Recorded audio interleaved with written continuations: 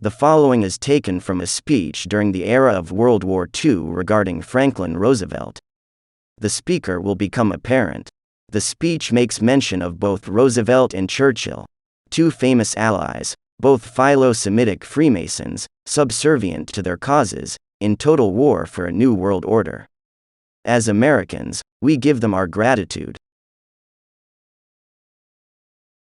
I will overlook as meaningless the insulting attacks and rude statements by this so-called president against me personally. That he calls me a gangster is particularly meaningless, since this term did not originate in Europe, where such characters are uncommon, but in America. And aside from that, I simply cannot feel insulted by Mr. Roosevelt because I regard him, like his predecessor Woodrow Wilson, as mentally unsound. We know that this man, with his Jewish supporters, has operated against Japan in the same way. I don't need to go into that here. The same methods were used in that case as well. This man first incites to war, and then he lies about its causes and makes baseless allegations. He repugnantly wraps himself in a cloak of Christian hypocrisy, while at the same time slowly but very steadily leading humanity into war.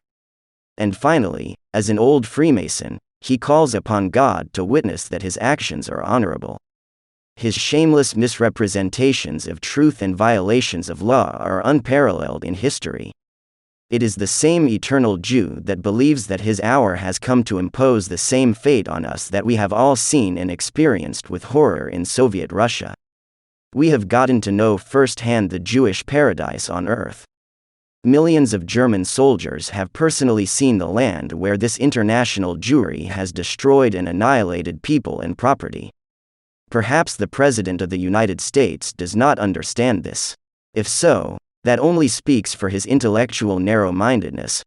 When Mr. Churchill and Mr. Roosevelt declare that they want to one day build a new social order, that's about the same as a bald-headed barber recommending a tonic guaranteed to make hair grow.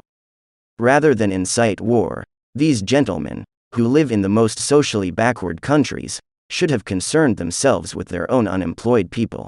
They have enough misery and poverty in their own countries to keep themselves busy ensuring a just distribution of food there.